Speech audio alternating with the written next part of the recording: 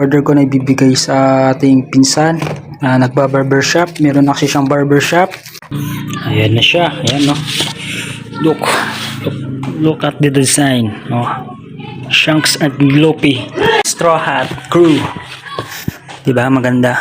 Pang design doon sa barbershop niya. Tapos, mga warlord. Chichibukay. Ano? Diba, yos? Hindi tayong wall clock. Alam mo diba yung nilalagay sa sa pader? Yung ganito, mga kachingko. At ito na nga, mga kachingko, ang kanyang barbershop. Dito natin ikakabit yung mga nabili nating poster at yung relo. Samahan nyo kami kung saan natin nilalagay at saan natin ididikit yung kanyang relo. Ayan, makikita nyo. Press ko. Medyo makalat lang at di pa masyadong ayos, pero yung quality ng paggugupit ay mas maganda pa sa lolo mo at sa jowa mo. Ayan na nga, nakabit na natin ang mga poster. Yan yung sinuggest nung may-ari na dyan natin ilalagay. At itong relo, diba maganda sa barbershop na may relo tayo, mga kachingko.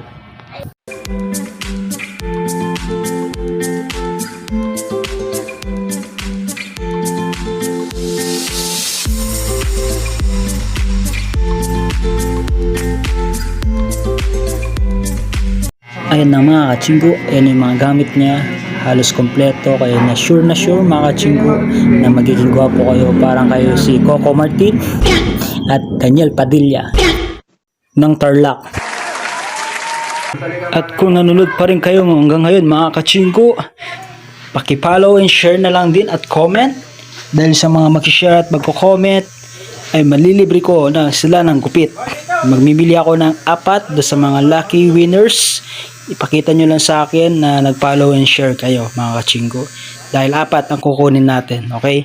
At sa nagtatanong saan yung located nitong barbershop, located lang to sa Block 2, Balingcanaway, Tarlac, near Petron, sa Nagjajampong. Alam nyo naman si Bapang Rod Sico, yung pinakamasarap na nagjajampong dito sa Balingcanaway.